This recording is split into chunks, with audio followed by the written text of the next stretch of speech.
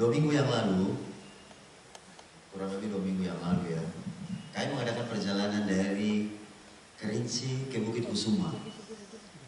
Jadi perjalanan dari Kerinci ke Bukit Kusuma memakan jarak 72 km. Jadi waktu itu saya lihat yang pergi ini adalah acara gabungan. Lalu kami ada sewa sekitar 3 mobil dan saya 1 mobil sama ibu-ibu. Jadi waktu saya perhatikan semua ibu-ibu, pas jam 7 kami mau berangkat, ibu-ibu semuanya berebutan. Saya aja dulu di depan.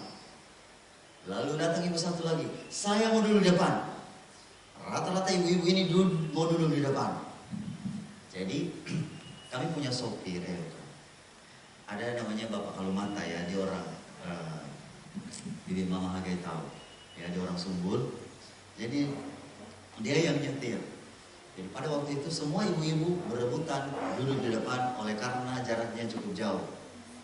Lalu tiba-tiba datang 2 orang muda. Kami juga mau duduk di depan. Saya bilang kalau begini jadinya siapa yang duduk di belakang? Lalu saya mengalah duduk di belakang. Saya mengalah duduk di belakang ada dengan 2 orang ibu. Ada ibu satu lagi dengan anaknya duduk di depan, yang lainnya duduk di tengah bersama dengan 2 anak muda. Kemudian kami pun memulai perjalanan dari Pangkalan Kerinci. Waktu kami berangkat dari Pangkalan Kerinci, mobil yang kami tumpangi duluan. Lalu ada 2 mobil dari belakang yang mengikuti kami, yang juga tujuannya ke Bukit Kusuma. Tiba-tiba melewati kami, dan ibu-ibu semua di dalam mulai antusias. Kejar Pak, kejar, jangan biarkan kami di belakang. Lalu saya sudah tahu watak dari Pak Kalumata ini. Jadi saya bilang sama ibu-ibu, ibu, ini diam-diam. Karena bapak ini bisa terbangkan ini mobil. Jadi kalau ibu-ibu nanti pancing, Bapak Kalumata bawa ini, dia ini sama seperti Sumaker. Nanti bawa mobilnya kencang sekali. Tapi ibu bilang, enggak apa-apalah, bawa saja. Tadinya semua sudah mulai muntah-muntah.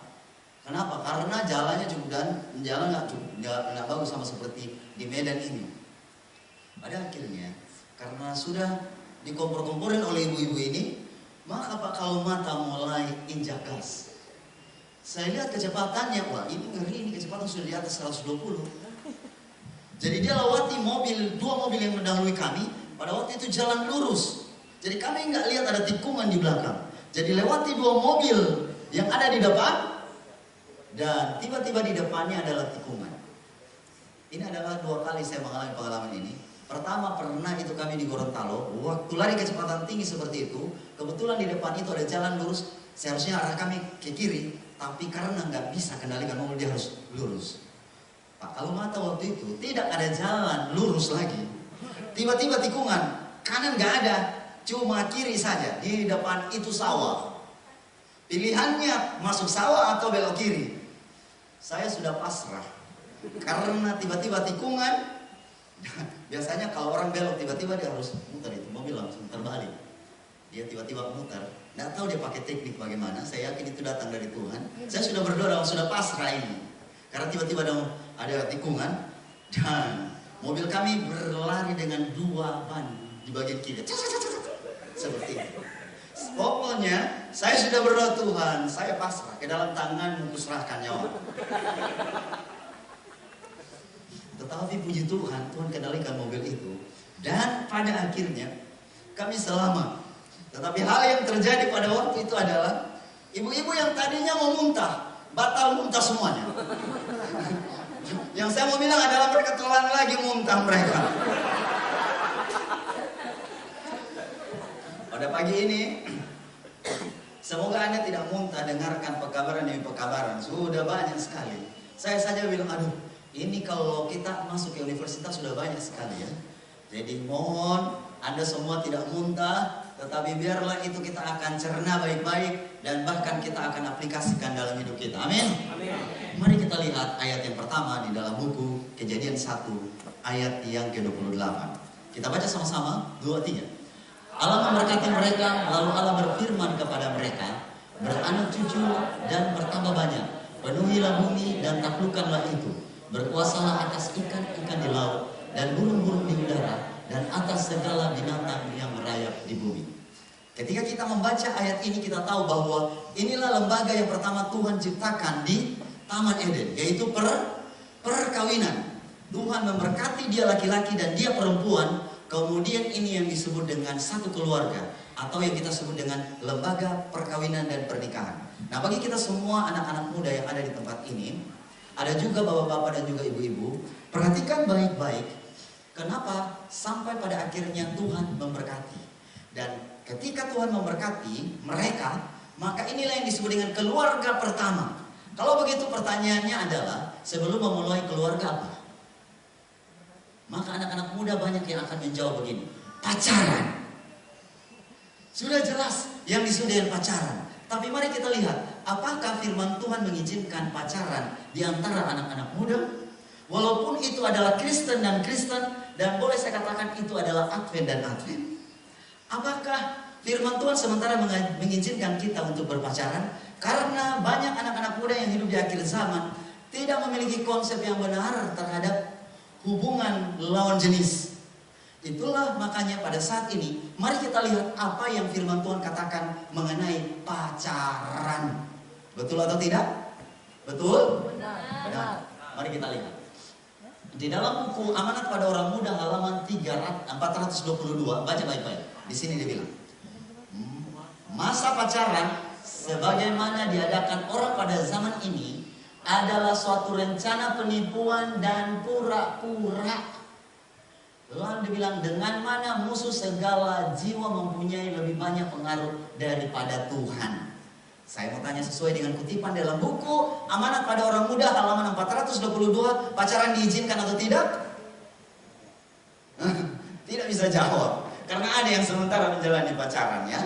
Oke, tidak bisa jawab. Tapi kalau begitu, sebelum menikah kita ngapain? Masa tiba-tiba kita ketemu langsung, oke, aku menyatukan kalian berdua, yang tadinya dua tetapi sekarang menjadi satu. Aku memberkati kalian di dalam nama Tuhan. Seperti itu.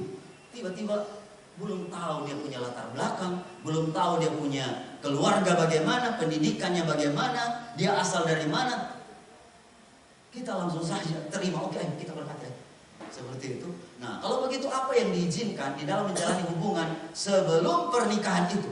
Karena Alkitab bilang dalam buku Kejadian 1 ayat yang ke-28, Tuhan memberkati, artinya Tuhan mengizinkan pembentukan keluarga, pernikahan itu.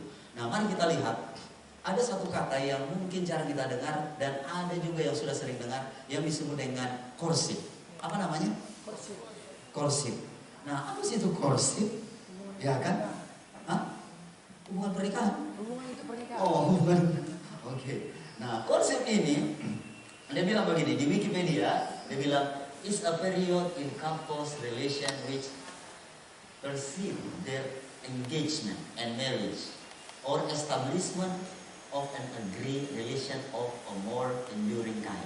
Jadi dia bilang begini, ini adalah suatu masa atau satu periode di mana ada satu pasang atau satu laki-laki satu perempuan yang menjalani hubungan sebelum pernikahan, tetapi ini membutuhkan waktu untuk persiapan. Artinya begitu. Ini membutuhkan waktu persiapan dan mengenal satu sama yang lain. Nah, kalau begitu, kalau kita melihat hubungan yang benar, yang sebenarnya pacaran enggak ya, hubungan yang benar, apa prinsip yang mau dibilang di dalam firman Tuhan kepada kita? Ya kan? Nah, sebelum kita lanjut, ada seorang teman saya. Wah, teman saya ini ya ganteng ya, ganteng. Ya orang-orang ini ganteng, saudara-saudara sekalian. Tapi kalau di kampus saya selalu bilang begini, jangan haga-haga cinta. Kalau orang mana tahu kalimat ini, jangan haga cinta, jangan pandang-pandang cinta. Artinya begini, biasa kalau sudah ikut sesama misionaris di kampus, walaupun sementara meditasi Alkitab atau doa, suka curi-curi pandang. Tapi nanti kalau staf nggak ada, dia suka curi-curi pandang. Kalau doa, ada yang saya sudah tahu letak doa dari para wanita ciptaan ajaib dan pria ciptaan manual. Jadi pria-pria ciptaan manual ini, mereka selalu kalau sudah mulai hari pertama, itu laki-laki, dia baru hari pertama bisa langsung jatuh cinta. Langsung jatuh cinta. Perempuan enggak, mungkin ada perempuan juga begitu dan saya bilang dia kurang normal ya. Ya. Jadi kalau dia sudah jatuh cinta di hari pertama, nanti dia akan pikir bagaimana caranya supaya duduk dekat. Dan bahkan doa dekat-dekat. Dan kalau meditasi Alkitab juga, tapi nggak bisa meditasi karena kami harus ini bagi tempatnya ada sitting arrangement-nya. Tapi doa ini nggak ada sitting arrangement-nya. Bebas doa di 2 hektar, lahan 2 hektar itu. Ya kan? Jadi mereka bisa berkeliaran tapi jangan sampai keluar dari area kampus. Nah, akhirnya ada yang sudah mulai lirik-lirik cinta pada waktu doa. Dan saya bilang, jangan haga-haga cinta. Masalahnya apa? Masalahnya adalah kadang-kadang staf juga yang haga-haga cinta. Pandang-pandang cinta. Ini masalahnya. Hingga pada satu kali ada volunteer, maunya kasih tahu orangnya ya. Jangan kasih.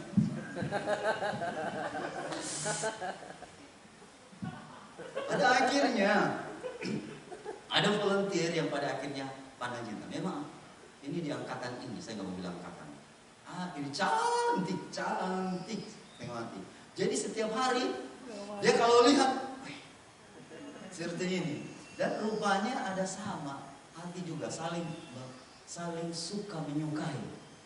Tiba-tiba pergerakan ini sudah diketahui oleh saya.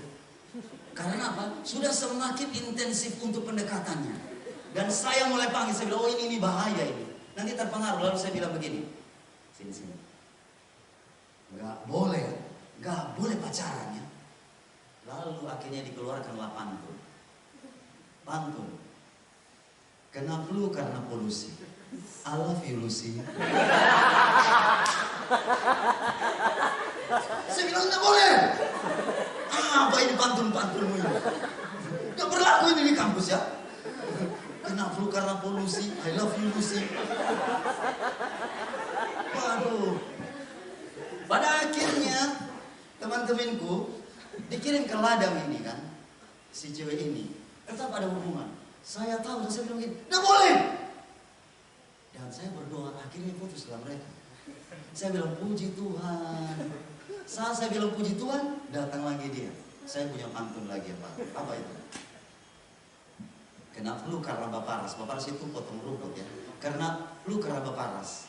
I love you karena tak waras. Jadi sudah putus kan. Nah, banyak anak-anak muda yang saat ini mengikuti kata hatinya, perasaannya. Tapi mari kita lihat apa yang firman Tuhan katakan. Firman Tuhan katakan, jangan utamakan perasaan tetapi prinsip.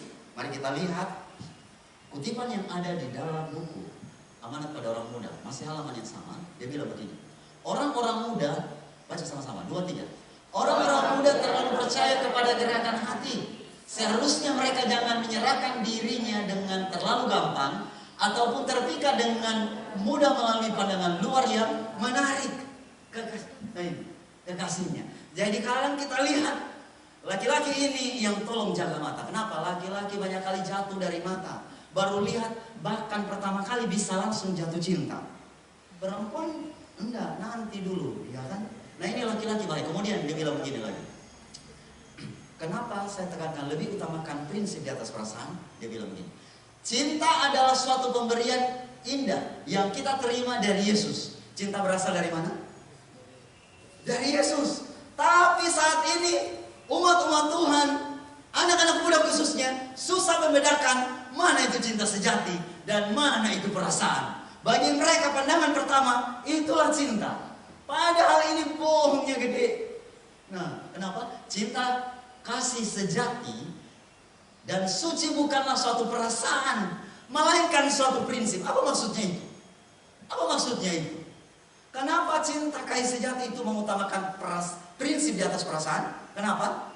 Karena kalau berbicara mengenai perasaan itu yang tadi saya bilang, baru lihat langsung jatuh cinta. Tapi kalau prinsip kita harus ikuti alurnya sesuai dengan agenda Tuhan. Kalau mau lihat agenda Tuhan, jangan ikut nasihat orang lain. Jangan ikut nasihat saya, ikut nasihat firman Tuhan. Baik itu dari Alkitab maupun roh nubuat. Ini selanjutnya lagi dia bilang. Bertindak selalu dari prinsip, jangan pernah dari dorongan hati. Tampanglah tindakan alamiahmu yang tergesa-gesa dengan kerendahan hati dan kelemah lembutan. Jangan membiasakan diri menganggap enteng dan menyepelekan sesuatu. Jangan pernah kita percaya kita punya perasaan dan pandang enteng. Artinya begini, kalau kita sudah lihat cewek, lihat dari bodinya ya, ini perasaan ini. Wah, bodinya bagus ya. Kemudian dia lihat lagi dari kaki sampai ke kepala, maka dia mulai muncul perasaan cinta. Jangan percaya, karena kita bisa tertipu dengan perasaan kita. Dan jangan sepelekan firman Tuhan katakan. Kalau kita sepelekan dan bahkan kita manjakan ini, hati-hati. Kemudian selanjutnya, mari kita lihat. Kalau begitu, apa yang firman Tuhan katakan di dalam Alkitab itu sendiri? Kalau memang harus kita mengutamakan prinsip di atas perasaan, apa yang perlu kita ikuti prinsip-prinsip di dalam firman Tuhan ini? Yang pertama kita lihat dari komentar Alkitab dulu. Kita simak baik-baik ayat ini. Alkitab ini bilang begini. Kejadian 1 ayat yang ke-26. Baca sama-sama. Kemarin Sir Daryl sudah bahas ini juga ya. Ya. Mari kita baca sama-sama. 2, 3. Berfirmanlah Allah, baiklah yang menjadikan manusia menurut gambar dan rupa kita, supaya mereka berkuasa atas ikan-ikan di laut dan burung-burung di udara dan atas ternak dan atas seluruh bumi dan atas binatang melata yang merayap di bumi. Saya mau tanya, manusia diciptakan hari keberapa? Lalu binatang-binatang itu diciptakan hari keberapa? Sama, hari ke-6. Ya kan? Makanya kalau di dalam buku Wahyu pasal yang ke-13 ayat yang ke-18 dia bilang 6 itu adalah angka seorang manusia dan angka binatang. Karena manusia diciptakan hari yang ke-6, binatang juga diciptakan hari yang ke-6. Tetapi yang saya mau bahas di sini bukan hari yang ke-6 dulu ya. Ini ada pembahasan sendiri. Nah, yang saya mau bilang di sini adalah berfirmanlah Allah, baiklah kita menjadikan manusia. Kata manusia adalah bahasa aslinya dia bilang Adama. Dan ini seharusnya dia bilang baiklah kita menjadikan Adam. Di sini bukan plural, bukan jamak, tetapi singular. Kalau jamak itu ditulisnya bahasa Inggrisnya harusnya men, bukan pakai A tapi E. Itu laki-laki lebih dari satu. Tapi dia tulis dengan singular atau tunggal dengan huruf M-A-N, men. Dan bahasa aslinya ini Adamah. Jadi harusnya dibilang baiklah kita menjadikan Adam. Menjadikan Adam. Pertanyaan saya, siapa yang diciptakan duluan? Adam yang diciptakan duluan, betul? Bukan Hawa. Prinsip yang perlu kita ikuti harus laki-laki dulu. Oke? Laki-laki pada umumnya harus lebih tua. Karena laki-laki duluan. Tetapi bagaimanapun teman-teman, ada juga yang kepala batu seperti saya. Kan saya lebih muda. Tapi kalau dilihat kan, waktu kami pergi ke Langkat, orang-orang tanya, Pastor dengan Ben siapa yang lebih muda? Saya bilang, saya. Wajah pastor lebih tua dari Ben. Maka walaupun jujur sakitnya di sini. Nah, sakitnya di sini akibat kepala batu. Ya. Nah, tapi saya juga tidak bisa membatasi bahwa kalau nanti ada laki-laki yang lebih muda, karena saya lebih muda 1 tahun dari istri aku. Ya, 1 tahun sedikit ya dari istri aku. Tapi kalau melihat pada umumnya prinsip yang kita katakan, siapa yang diciptakan duluan? Adam. Artinya wanita-wanita ciptaan ajaib yang ada di sini, kalau boleh carilah pasanganmu laki-laki. Ini prinsip ya, yang harus lebih tua darimu. Amin. Nah, kemudian yang kedua, Yang kedua adalah, saya mau tanya, siapa yang ciptakan Adam? Kenapa Tuhan gak ciptakan Hawa duluan? Kenapa Tuhan gak ciptakan Hawa duluan, Tuhan ciptakan Adam duluan? Kenapa? DKI? Oh, dibawa ke tiap istri. Oh, mantap ini istilah. Dibawa ke tiap istri. Oke. Jawabannya sederhana saja. Tuhan kita ini adalah Tuhan yang teratur. Dia menempatkan segala sesuatu, dia tahu segala sesuatu itu berjalan sopan dan teratur. Itulah makanya di dalam 1 Korintus 14 ayat 40 dia bilang segala sesuatu harus berlangsung sopan dan teratur. Dan waktu diciptakan juga dari hari pertama sampai hari ke-6 itu teratur. Hari pertama dia pasangan, hari pertama terang, hari kedua cakrawala, hari ketiga pisahkan darat, lautan dan tumbuh-tumbuhan. Hari pertama terang. Hari keempat apa?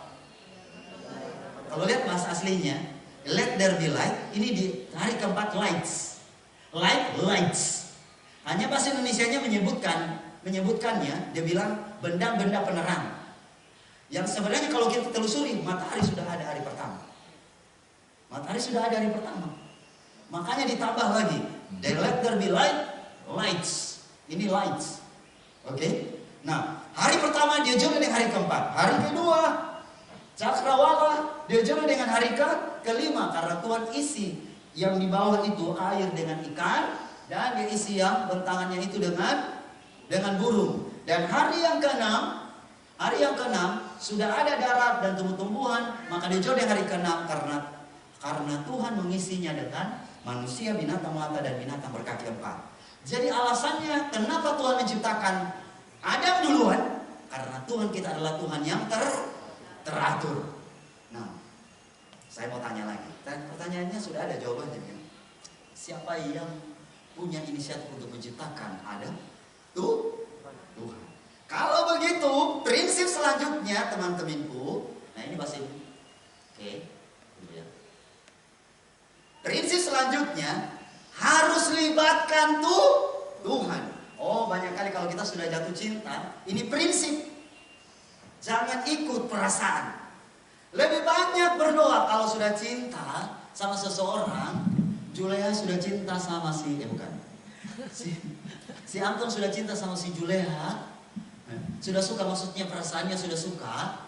Ingat harus tanya Tuhan. Jangan pernah bertindak sendiri. Kalau sudah masuk masa yang sebenarnya sudah layak untuk mengadakan hubungan korsif, harus lebih banyak bertanya. Kenapa? Karena saya mau kasih tahu, kalau sampai kita tidak tanya Tuhan, maka kita sementara pandang enteng dengan lembaga ini. Lembaga yang Tuhan ciptakan. Harus tanya Tuhan. Makanya dibilang begini, orang Nasrani, baca sama-sama 2-3. Orang Nasrani yang tulus hati tidak akan meneruskan niatnya menikah tanpa mengetahui bahwa Allah berkenan terhadap tindakannya itu. Ia tidak mau memilih untuk dirinya sendiri. Dia akan merasa bahwa Allah harus memilih bagi dia. Siapa yang memilih? Saya mau tanya, kalau begitu cocok dengan buku Kejadian 1 ayat 26 atau tidak? Siapa yang menentukan menciptakan Adam? Berfirmanlah, Allah baiklah kita menjadikan Adam. Tuhan punya inisiatif untuk menjadikan Adam. Bahkan nantinya Hawa diciptakan itu Tuhan punya inisiatif juga. Oke? Nah, itu artinya kita punya pilihan harus serahkan ke siapa? Serahkan ke siapa berdua? Sama Tuhan. Di kalimat paling terakhir dia bilang, Allah harus memilih bagi dia. Tapi yang terjadi begini. Ada istilah. Yang pertama itu adalah koleksi dulu. Baru nanti resepsi. Ya kan, koleksi dulu ini. Jadi dia pilih. Kalau sudah berbicara mengenai koleksi, ini apa satu saja? Tidak. 2, 3 dan di mana-mana. Kalau istilah orang Manado itu bilang setia. Setiap tikungan, setiap tempat ada. Di mana-mana dia sudah ada. Kemudian setelah itu dia mulai timbang-timbang baik buruknya. Oh ini bisa main piano. Oh ini bisa main gitar. Oh ini bisa pintar masak. Oh ini kalau dia berbicara karisma. Oh mantap. Dia kalau bicara, aku suka kalau dia nanti jadi istriku. Kenapa? Karena dia pasti akan bisa mengajar. Waduh ini, tapi yang ini bukan misionaris. Tapi dia punya kemampuan untuk main piano. Aduh. Lalu ini misionaris kepala batu juga. Ini bagaimana ini? Lalu dia sudah punya ini. Akhirnya dia berdoa. Doanya begini. Tuhan, kehendak-Mu yang jadi Tuhan. Tolong saya, biarlah Engkau yang memilih dari antara mereka. Dan berikan tanda. Tapi dia belum titik. Di kalimat paling belakang dia bilang, Tapi kalau boleh yang Julea aja Tuhan. Bagaimana kehendak Tuhan yang jadi? Tapi di kalimat terakhir dia bilang, tapi kalau boleh yang ini saja Tuhan. Waduh, tidak bisa seperti itu. Kalau memang kehendak Tuhan yang jadi, maka yang terjadi adalah biarkanlah Tuhan yang akan tuntun. Tapi sesuai langkah-langkah ini ya. Mari kita lihat. Mari kita lihat kutipan selanjutnya. Dia bilang begini. Cinta itu murni dan suci. Kemudian tetapi nafsu umumnya adalah sesuatu yang sangat berbeda. Saya mau tanya, siapa yang ciptakan cinta itu? Kalau nafsu? Sekarang ini yang terjadi adalah kalau kita nggak libatkan Tuhan, umat Tuhan susah membedakan antara cinta dan nafsu. Cinta dan nafsu. Boleh tolong berdiri? Oke, berdiri silakan. Berdiri, enggak apa-apa. Kalau begitu yang berani aja kan, yang berani. Tolong berdiri saja. Kalau nggak mau terakhir, bila terakhir istri aku sudah. Ya.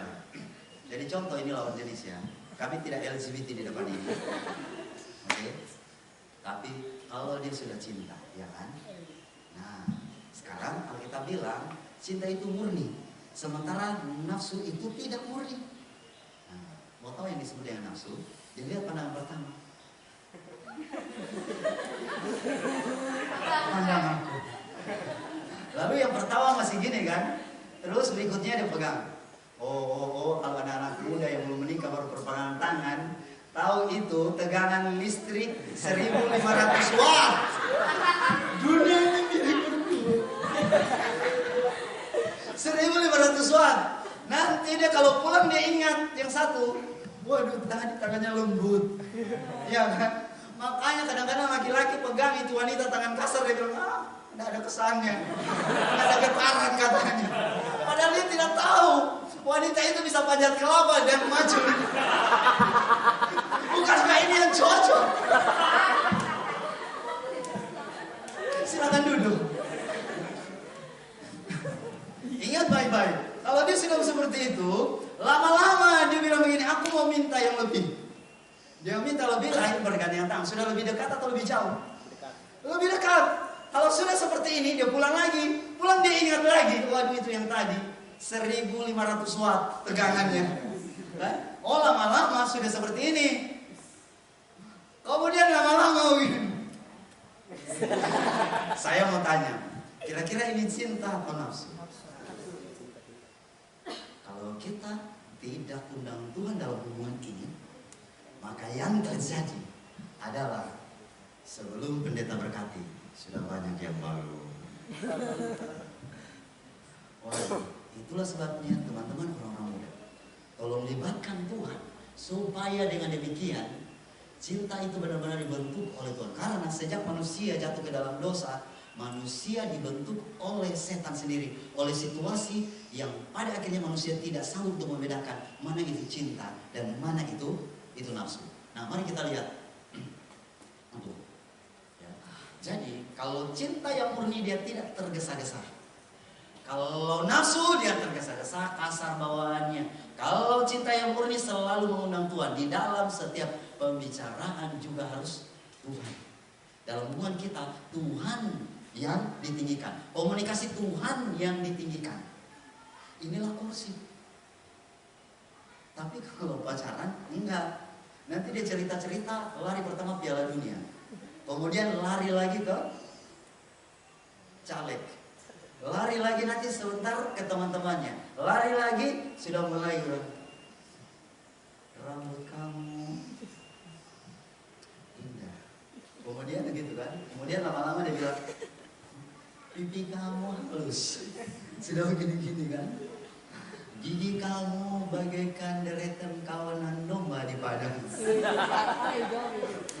Bibir kamu tipis. Dan kalau cewek-cewek yang pertahanan tidak kuat langsung gini.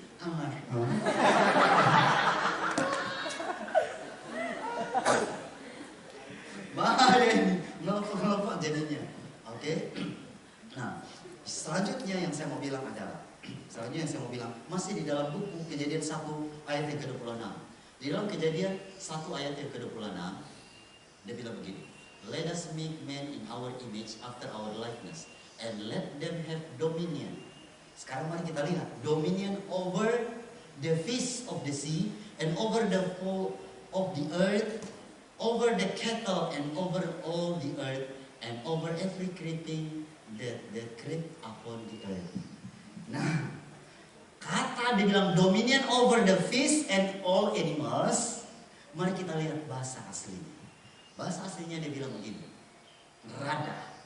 Ini artinya juga prevail against. Artinya dia bisa menangkan terhadap binatang. Yang saya maksudkan di sini adalah prinsip selanjutnya adalah, ingat baik-baik, manusia diciptakan hari yang ke-6, tapi binatang juga diciptakan hari yang ke-6. Manusia diciptakan supaya bisa menguasai binatang. Laki-laki maksudnya ya. Laki-laki diciptakan bisa menguasai binatang, bukan binatang yang merasuki dia. Hati-hati anak-anak muda, wanita-wanita ciptaan ajaib, jangan sampai kita salah memilih dan kita masih lihat ada calon pasangan, calon suami kita yang masih memiliki sifat kebinatangan. Itulah sebabnya kalau baca dalam Kejadian 1 ayat yang ke-29, Tuhan tahu ini supaya pada akhirnya manusia punya hidup bahagia. Setelah diciptakan manusia, dia juga berikan makanan yang tepat. Kemarin kita sudah bahas. Dia berikan makanan yang tepat. Kenapa? Ada hubungannya juga makanan dengan kita punya pembentukan tabiat. Kejadian 1 ayat 29, dia bilang yang menjadi makananmu adalah buah-buahan dan biji-bijian. Tidak ada binatang masuk dalam mulut manusia ini, Adam ini. Betul? Jadi manusia itu supaya bahagia, dia pertama diciptakan, kemudian dia harus diberikan makanan yang sehat. Amin? Amin. Nah, kemudian mari kita lihat ayat selanjutnya, kalimat selanjutnya, ayat yang ke-15. Mari kita baca sama-sama. 2, 3. Oh, saya baca. And the Lord God took the man and put him into the garden of Eden to dress it and to keep it. Wah, bahasa Indonesianya dia bilang begini. Tuhan Allah mengambil manusia itu, jadi yang berinisiatif mengambil Adam, ini Hawa belum ada ya. Ini ada bagiannya. Ya, Hawa belum ada. Dia ambil manusia itu, diciptakan dan ditaruh di taman Eden. Di taman Eden. Saya mau tanya, kenapa Tuhan ciptakan manusia dan taruh di taman Eden? Kenapa? Nah, pernah nggak? Oke, kalau misalnya kita mau jalan-jalan ya, kita mau pergi piknik, tempat tujuan untuk piknik biasanya di mana? Oh, mau kemana kamu? Oh, aku mau pergi piknik. Kemana? Ke got. Jalan-jalan pakai apa? Pakai ambulans. Ke got jalan-jalan pakai ambulans.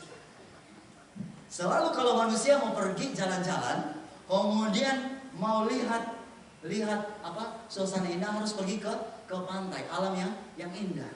Betul? Nah, itulah sebabnya kalau kita lihat pertama kali ketika manusia ini diciptakan, Tuhan langsung taruh di taman. Tuhan tidak taruh di gedung. Tuhan tidak taruh di.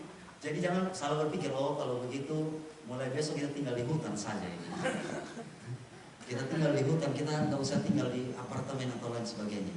Nah, maksud saya di sini, sahabat-sahabatku orang muda, Tuhan tahu kebahagiaan manusia. Untuk bisa nantinya manusia ini bahagia, Adam itu bahagia, yang pertama Tuhan ciptakan dia, Tuhan berikan makanan yang baik, dan Tuhan tempatkan di tempat yang benar dan baik. Kenapa? Kalau kita lihat kata Eden, apa arti Eden? Apa arti Eden? Di sini manusia, Tuhan Allah mengambil manusia itu dan menempatkannya dalam taman Eden. Apa arti Eden? Eden ini artinya kebahagiaan. Taman artinya dikelilingi. Jadi taman Eden artinya diselimuti oleh kebahagiaan. Supaya manusia ini bisa bahagia, maka dia harus ditempatkan di Eden. Kenapa? Karena yang paling penting pada waktu Tuhan datang, Tuhan mau bawa apa? Harta yang akan Tuhan bawa ke surga apa? Iya betul kita, tetapi harta yang akan kita bawa ke surga apa? Tabiat. Kita punya tabiat. Dan Tuhan tahu, supaya tabiat kita itu bertumbuh, maka khususnya laki-laki ya, kita perlu yang pertama. Yang pertama adalah kita perlu melihat apa yang makanan yang cocok untuk saya dan tempat tinggal yang benar. Kenapa? Karena begini. Pada pelajaran sekolah sahabat yang lalu kita bahas juga mengenai keluarga. Ya, khususnya triwulan ini kita bahas mengenai keluarga. Saya mau tanya, tabiat manusia ini dibentuk oleh apa? Sesuai dengan penelitian ada 2 hal yang membentuk tabiat manusia. Karena hanya tabiat yang dibawa ke surga ya, khusus laki-laki dulu ini. Yang pertama adalah genetika, faktor genetika. Saya berikan contoh. Kalau bapak saya suka pencuri, maka itu bisa diturunkan kepada anaknya juga bisa mencuri. Kalau bapak saya kasar, itu bisa diturunkan juga kepada anaknya. Ya kan? Kalau bapak saya lembut, mama saya lembut, itu bisa diturunkan kepada anak. Faktor keturunan ini mempengaruhi tabiat seseorang. Hal yang kedua yang mempengaruhi tabiat seseorang adalah apa? Lingkungan. Saya berikan contoh. Kalau kita bergaul sama orang-orang perokok,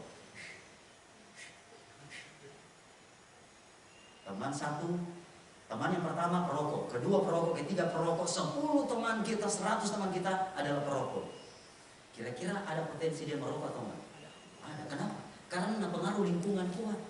Sekarang pertanyaan saya, dari antara 2 ini mana yang lebih kuat? Lingkungan. Oh, ada yang bilang genetika, ada yang bilang lingkungan. Jawaban saya tidak dua-duanya. Jawaban saya adalah yang lebih kuat adalah pilihan. Yang lebih kuat adalah pilihan. Kenapa? Karena begini. Mari kita lihat. Adam kurang apa? Orang tuanya siapa? Tuhan. Diciptakan langsung oleh Tuhan. Tapi akhirnya berdosa atau tidak? Dia ditempatkan di lingkungan mana? Taman Eden. Gak ada cacat. Gak ada cacat sama sekali. Di dalam Kejadian 3 akhirnya berdosa juga. Sekarang kita lihat Yesus. Yesus datang dari genetika mana? Mau lihat Rahab itu keturunannya. Daud itu pembunuh lagi. Kemudian apa?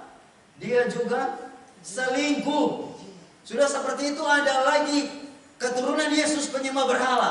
Garis keturunan Yesus itu cacat banyak. Lalu dia dibesarkan di mana? Nazaret. Nathanael bilang sama murid-murid lain, adakah yang baik keluar dari Nazaret? Gak ada. Orang Nazaret itu bukan hanya merampok orang yang hidup, orang yang dalam kubur pun dirampok. Pezina, pembunuh semua ada di mana? Di Nazaret. Yesus datang dari latar belakang keluarga gak bagus, kemudian lingkungannya juga bobrok, tapi Yesus berdosa atau tidak? Pertanyaan saya, kenapa sampai seperti itu? Karena pilihan lebih kuat. Adam, dia datang dari latar belakang keluarga yang pure, lingkungan juga pure, tapi endingnya berdosa. Yesus datang dari latar belakang keluarga gak bagus, bahkan lingkungannya tidak bagus, tapi dia tidak berdosa. Itulah sebabnya kalau mau pilihan kita bagus, ingat Yesus menang di dalam kehidupan di dunia ini gak berdosa, karena dia serahkan pilihannya kepada Tuhan. Ketika Tuhan menciptakan Adam, harusnya Adam seperti ini. Laki-laki harusnya seperti ini, dan perempuan harusnya memiliki sifat seperti ini. Kalau tidak, maka yang terjadi adalah kalau datang itu laki-laki, dia bilang begini, I cannot live without you. Saya tidak bisa hidup tanpamu. Jangan percaya ini, bohongnya besar ini. Jangan percaya. Ya. Harusnya laki-laki sejati dia harus bilang, aku tidak bisa hidup tanpa Tuhan. Itu baru benar. Betul? Benar. Nah, kalau begitu, yang kita perlu perhatikan sekarang ini adalah Tuhan Allah mengambil manusia itu dan menempatkan di taman Eden. Tujuannya untuk pembentukan tabiat. Pembentukan tabiat. Nah, mari kita lihat. Kita tidak boleh terburu-buru. Perempuan-perempuan, tolong jangan terburu-buru mencari pasangan. Ini prinsip selanjutnya. Mari kita baca kutipan ini, 2:3. Jauhkanlah diri dari orang-orang yang tidak tahu hormat. Hindarkanlah diri dari orang-orang yang suka bermalas-malas. Hindarilah orang-orang yang suka mengolok-olok perkara yang suci. Kenapa? Karena begini. Kalau lihat ayat ini, dia bilang begini. Di taman ini menempatkannya dan taman itu dan mengusahakannya. Kata mengusahakan, dia bilang begini. And the Lord God took the man and put him in into the Garden of Eden. To dress it. To dress tahu apa arti dress? Menghiasi, mendandani itu. Berarti manusia diciptakan, ditakdirkan malas atau rajin? Rajin. Jadi kalau ada laki-laki pemalas, bertanya banyak, dia ini bisa jadi suami saya atau tidak? Oke. Kalau ada laki-laki tidak bekerja, bertanya banyak, dia ini bisa jadi suami saya atau tidak? Karena pada waktu and the Lord God took the man and put him into the Garden of Eden to dress it and to keep it. Apa yang Tuhan mau bilang di sini? Tuhan kasih pekerjaan. Saya mau bawa pikiran kita seperti ini. Coba Anda dan saya bayangkan, seandainya Anda dan saya hidup di suatu tempat, tempatnya indah sekali. Apa namanya? Indah. Oke, yang pertama ya. Tapi tidak ada makanan. Lihat air terjun, si pisau-pisau sudah lihat air terjun pisau-pisau. Berdiri lihat air terjun pisau-pisau. Wow, air terjun pisau-pisau. Lihat pisau-pisau indah, tapi dalam keadaan perut keroncongan, krok-krak. Kira-kira bahagia enggak? Kalau perempuan bisa bahagia, tapi laki-laki nggak bisa ini. Laki-laki bilang, aduh ini yang penting kampung tengah. Kalau sudah makan, baru saya bisa bilang, oh itu si pisau-pisau indah. Tapi si pisau-pisau indah dalam keadaan perut keroncongan gak indah. Sekarang bagaimana yang kedua? Yang kedua, si pisau-pisau indah, ya kan? Lihat si pisau-pisau itu, perut dalam keadaan kenyang. Ada makanan berlimpah ruah di situ, berlimpah ruah. Pulang juga makanan berlimpah ruah. Tetapi hanya setelah nikmati alam, tidur bangun, tidak ada pekerjaan, no job, tidak ada pekerjaan, bahagia atau tidak? Hah? Kalau Anda bilang bahagia, memang ini calon-calon nggak bisa menikah, ya, nggak boleh menikah orang seperti ini. Kenapa? Karena waktu Tuhan menempatkan Adam dan Hawa, dia bilang begini di Taman Eden, to dress it and to keep it. Ada pekerjaan yang Tuhan mau berikan kepada Adam. Jadi Adam atau laki-laki diciptakan bukan untuk pemalas. Jadi kalau ada yang pemalas, perempuan lihat laki-laki pemalas, harus bertanya, dia cocok jadi suami saya atau tidak? Kenapa? Kita kembali lagi tadi kutipan itu ya. Dia bilang begini, jauhkanlah diri dari orang-orang yang tidak tahu hormat. Hindarkanlah dari diri orang-orang yang suka bermalas-malas. Jauhkan. Ya, yang bermalas-malas ini jauhkan. Ya. Kemudian hindarilah orang-orang yang suka mengolok-mengolok perkara yang suci. Mau kemana kamu? Aku mau ke gereja. Sok suci kamu. Lo ke gereja diolok, diejek. Bahaya ini. Lalu kalau anak-anak, ya, sementara nonton kan dari pagi. Kalau musim sepak bola, kadang-kadang hal-hal yang suci itu kita sudah sepelekan. Papen, kenapa? Malam ini ada apa? Ada final. Oh ya, final apa? Final antara Thailand dan Indonesia. Tapi Rabu malam ini, gini Pak Ben, aku usulkan, kalau boleh acara Rabu malam disingkatkan saja Pak Ben. Biar ada acara nonton bareng Pak Ben. Ya kan? Wah, langsung Pak Ben tadinya nggak begitu, tapi sudah diusulkan gitu. Iya kan? Cuma 1 tahun sekali kok ini. Lalu oke, kita nonton bareng ya. Apalagi kita bakar jagung ya. Sudah bakar jagung ditambah dengan kawan-kawan, maka kita akan bersenang-senang dan kawan-kawan. Walaupun dari bibir kita tidak mengolok hal yang suci, tapi tindakan kita sudah mengolok hal yang suci. Perempuan-perempuan kalau lihat laki-laki seperti ini, bertanya, dia cocok jadi suami saya atau tidak? Wah berat ya, prinsipnya berat. Jangan-jangan ada yang menyesal ikut seminar pada pagi ini. Aduh, lebih baik saya tidak tahu daripada saya tahu, susah menjalankan ini. Jangan mau mendengarkan lamaran seorang yang tidak insaf akan tugas dan kewajiban kepada Allah. Tolong, ada tugas besar, tugas kecil, dilakukan dengan sukacita. Kalau Anda punya beban, kita semua punya beban, tapi ini yang disebut dengan holy burden. Mana yang mau kita pikul? Holy burden atau earthly burden? Beban dunia atau beban suci? Kalau beban suci, lakukan pekerjaan penginjilan. Jadi ada yang tanya sama saya, loh dia nggak ada pekerja, tapi dia itu misionaris. Saya mau bilang inilah the great mission. Tidak ada pekerjaan yang lebih besar dari pekerjaan sebagai misionaris. Karena Tuhan bilang inilah pekerjaan paling besar. Yang lainnya itu kecil. Itu pekerjaan kecil. Jadi kalau lihat mau rajin, orang laki-laki yang rajin harus dia rajin dalam pekerjaan Tuhan.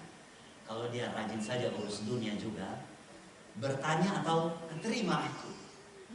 Bertanya atau mari. Wah, tidak bisa. Mari kita lihat apa yang Tuhan bilang di dalam firman ini. Oke, selanjutnya, kutipan selanjutnya. 2, 3. Biarlah seorang wanita menerima seorang pria menjadi teman hidupnya yang mempunyai ciri-ciri tabiat yang suci dan perkasa, seorang yang rajin bercita-cita tinggi dan jujur, seorang yang cinta dan takut kepada Allah. Satu kali datanglah anak-anak Allah dan juga datanglah iblis. Waktu datang iblis, kemudian terdengarlah suara Tuhan. Hai iblis, apakah engkau melihat hambaku Ayub? Lalu iblis bilang apa? Di dalam Ayub 1 ayat yang ke-7. Iblis bilang, saya ini sudah datang dan mengelilingi menjelajah dunia. Dan saya lihat ini dunia, sebenarnya kata iblis maksudnya begini. Dunia ini semua sudah dikuasai oleh saya, dan mereka semua ini adalah orang-orang yang goblok, bodoh semuanya. Tapi dari antara semua orang pada waktu itu, waktu itu zaman Ayub ada berapa manusia waktu itu? Jumlah manusia ada berapa? Oke, sebelum kita jawab zaman Ayub jumlah manusia ada berapa, saya tanya dulu. Jumlah manusia zaman sekarang ada berapa orang? 7 miliar ya, 7 miliar. Pada zaman Ayub bisa jadi ada sampai 7 miliar, bahkan kurang atau lebih. Bayangkan dari sekian banyak miliar orang pada zaman Ayub, hanya ada satu nama yang disebut oleh Tuhan. Betul atau tidak? Yaitu Ayub. Kenapa Ayub namanya disebut dibela oleh Tuhan? Karena dia memiliki laki-laki namanya Ayub. Dia memiliki ciri khas yang dibilang di dalam buku Membina Keluarga Bahagia halaman 42. Ya. Yang pertama, ciri-ciri tabiat yang suci, perkasa, seorang yang rajin, bercita-cita tinggi, jujur, seorang cinta dan takut kepada Allah. Tuhan bilang kepada setan, apakah engkau tidak melihat hambaku Ayub yang jujur, saleh, menjauh kejahatan dan takut akan Tuhan? Bayangkan saja dari sekian banyak manusia yang hidup pada zaman Ayub, cuma Ayub yang dibela oleh Tuhan. Oh, laki-laki ciptaan manual saat ini, dia ciptaan manual, apakah kita yakin bahwa diri kita dibela oleh Tuhan? Karena kalau tidak, kita tidak dibela oleh Tuhan, berarti kita punya sifat masih ada cacat. Wah, ini berat ini. Dan wanita-wanita yang ada pada zaman ini, khususnya yang ada di gereja masih ada hari ke-7, kita perlu berdoa. Dan akhirnya sudah sampai di sini, belum selesai seminarnya, maka ada orang muda bilang gini, stop, sudah pastor. Kenapa? Kalau sudah seperti ini lebih baik pastor usulkan saya cari malaikat. Karena nggak ada laki-laki begitu. Cari malaikat nggak ada. Tapi ingat baik-baik, Anda dan saya yang hadir pada saat ini adalah memiliki pengharapan sama seperti yang di dalam buku Membina Keluarga Bahagia halaman 42. Kita semua tidak sanggup, jangan pikir saya sanggup. Kita semua tidak sanggup. Kita tidak sanggup. Nah, lanjut. Mari kita baca ini masih di halaman yang sama. Tak boleh buru-buru. 2, 3. Sebelum menerima lamaran pernikahan, hendaklah setiap wanita menyelidiki apakah pria dengan siapa ia hendak menggabungkan nasibnya layak atau tidak. Bagaimana corak hidupnya pada waktu yang silam. Apakah kehidupan suci? Adakah cinta yang diucapkan itu bersifat mulia dan tulus, atau itu hanya rayuan emosional saja? Laki-laki ya, karena banyak sekali ini laki-laki yang gombal, bibirnya manis seperti madu, tetapi hatinya tidak seperti itu. Itulah sebabnya Yesus mengecam orang-orang Farisi dan ahli Taurat. Dia bilang, hei orang munafik, hipokrisi, kamu seperti kubur yang berlabur putih, tapi di dalamnya penuh tulang belulang. Kalau kita mau memberikan kata pujian laki-laki, berikanlah kata-kata pujian yang sepantasnya, Jangan kita memberikan kata pujian seperti ini. diajak traktir, ayo traktir ya. Orang gebetan yang diajak traktir. Setelah itu diajak traktir.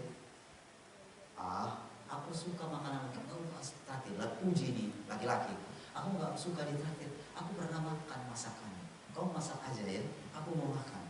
Lalu waktu dimasak, waduh, asinnya bukan main. Lalu dia makan ya untuk menyenangkan hati pasangannya karena cinta setengah mati ya. Lalu dimakan gini asin ya. Pertama kening langsung mengkerut. Tapi karena dia tahu nanti tersinggung pasangannya ini, pedas sekali. Hati-hati ini. Kalau memang asin bilang asin. Kalau nggak jadi memangnya kenapa? Ya bertamu sudah makan kamu, padahal belum makan. Perut lagi keroncongan.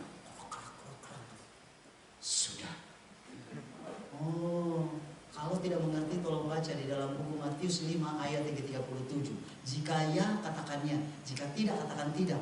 Lebih dan kurang berasal dari hadis. Itulah sebabnya kita harus mencari, ingat baik-baik, harus melihat orang-orang yang tulus dan tidak hanya emosi saja. Apakah dia mempunyai sifat tabiat yang akan membuat dia bahagia?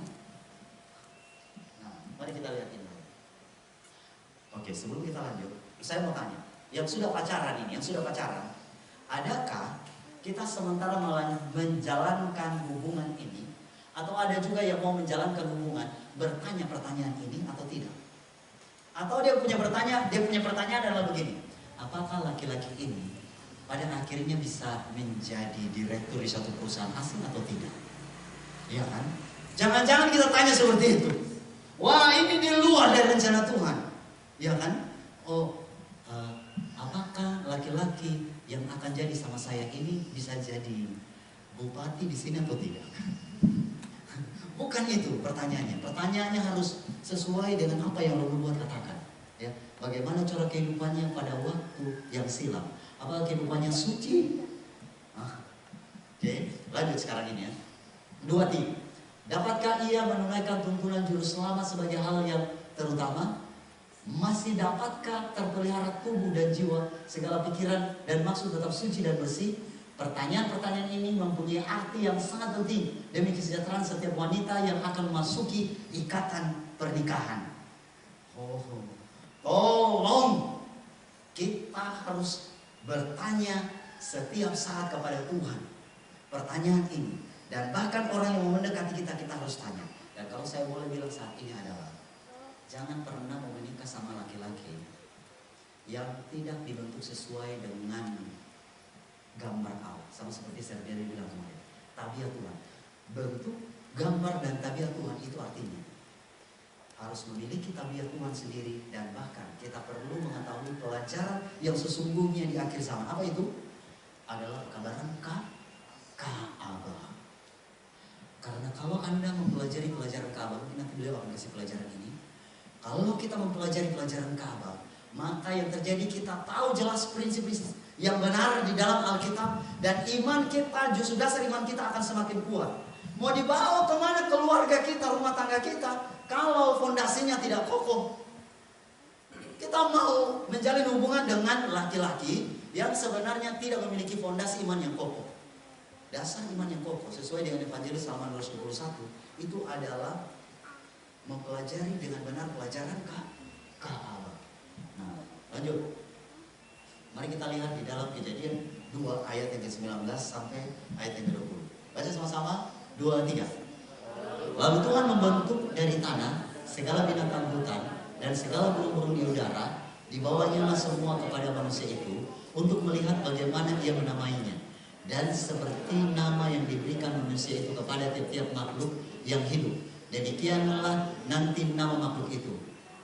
Manusia itu memberi nama kepada segala ternak, kepada burung-burung di udara, dan kepada segala binatang hutan. Tetapi baginya sendiri ia tidak menjumpai penolong yang sepadan dengan dia. Sebelum kita datang pada kalimat yang terakhir, saya mau tanya, Hawa sudah ada waktu itu atau belum?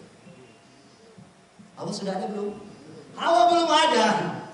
Baru Adam sendiri. Ini hari keberapa? Hari ke-6. Itu adalah terjadi pada waktu hari ke-6. Binatang-binatang sudah diciptakan, kemudian manusia juga sudah diciptakan, kemudian Tuhan setelah menempatkan manusia ini di Taman Eden, kemudian dia lihat ini binatang-binatang. Oh, ini yang telinganya besar, moncongnya panjang, aku namakan gajah. Lalu ini yang kakinya pendek, lehernya panjang, jalannya seperti ini, namanya bebek. Oke, dia berikan nama, hanya 2 senam binatang saja saya berikan nama ya. Dia berikan nama semuanya ini, dan pada akhirnya saya mau tanya, dia lihat binatang-binatang ini satu saja, single atau ada couple?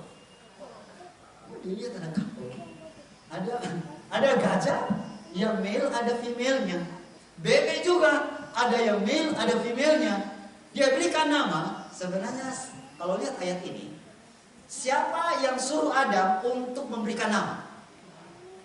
Tuhan. Kalau sesuai ayat ini, Tuhan sengaja menempatkan Adam di Eden, kemudian Tuhan sengaja biarkan dia yang memperhatikan binatang itu dan memberikan nama. Kenapa? Saya mau tanya. Sekarang saya mau tanya. Kenapa Tuhan tidak ciptakan Hawa sebelum ada memberikan nama? Nanti setelah berikan nama baru Tuhan ciptakan Hawa. Kenapa? Kenapa? Hah? Karena supaya manusia minta sama Tuhan, tanya sama Tuhan. Kalau seandainya Hawa sudah ada, oh, maka dia nggak akan tanya sama Tuhan. Tapi kalau Hawa belum ada, dia hanya lihat ini binatang-binatang berpasang-pasangan. Dia lihat gajah ada pasangan, bebek ada pasangan, kemudian unta ada pasangan, semua ada pasangan. Kemudian dia bandingkan dirinya. Mereka ada pasangan, saya tidak pasangan. Itulah sebabnya kalau kita perhatikan ayat demi ayat dari buku Kejadian ini, waktu Tuhan ciptakan hari pertama, Tuhan bilang baik. Hari kedua Tuhan bilang baik. Hari ketiga Tuhan bilang baik. Hari keempat Tuhan bilang baik. Hari kelima Tuhan itu baik. Hari ke-6 pun saat dia ciptakan binatang semuanya baik. Tapi ada satu kali waktu dia ciptakan manusia pun baik, satu kali Tuhan bilang tidak baik. Waktu kapan? Tidak baik seorang pria.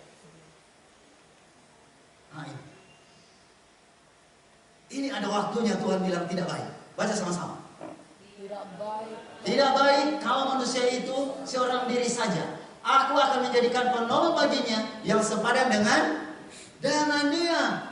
Setelah dia melihat ini binatang-binatang semua ada pasang-pasangan, kemudian pada akhirnya Tuhan bilang, tidak baik manusia itu hidup seorang diri saja. Kita kembali lagi kepada ayat tadinya di kalimat terakhir, mulai dari tetap 2, 3. Tetapi baginya sendiri tidak menjumpai penolong yang sepadan dengan dia. Dalam lubuk hatinya paling dalam, Adam sementara bilang begini, Tuhan, mereka ini ada pasang-pasangan, padahal rakyat mereka lebih rendah dari saya. Kenapa saya tidak ada pasangan? Mau tahu apa prinsipnya di sini? Selanjutnya yang mau aku kasih tahu, mau saya kasih tahu di sini. Tahu prinsipnya? Tolong laki-laki, jangan pernah tanya wanita sebelum tanya mamanya sama papanya. Jangan dibilang aku padamu tapi belum tanya sama orang tua. Mari kita lihat kutipan. Persetujuan orang tua. Jangan pernah tanya sama ini yang mau pacaran nih, mau kosip nanti ya. Jangan pernah ingat prinsip-prinsip tadi. Tanya Tuhan, harus berhati-hati laki-laki, pilih laki-laki. Kemudian kedua, harus tanya orang tua. Kenapa? Karena anak itu bukan milik kita, itu masih milik Tuhan pertama. Makanya tanya sama Tuhan, milik orang tua. Coba baca kutipan ini. Seorang pemuda yang suka mengadakan pergaulan dengan seorang pemudi serta melihat persahabatan tempat diketahui ibu bapak gadis itu, ia bertindak bukan sebagai orang Nasrani yang mulai terhadap orang tuanya. Jangan mencuri, kata yang dituliskan oleh jari Allah di atas loh batu. Jangan mencuri. Kalau kita tidak tanya orang tua, kita dibilang mencuri. Orang-orang tua yang ada di sini, jangan biarkan anak-anak kita, apalagi anak-anak gadis, Pada akhirnya hatinya dicuri oleh laki-laki, sementara laki-laki belum tanya orang tua.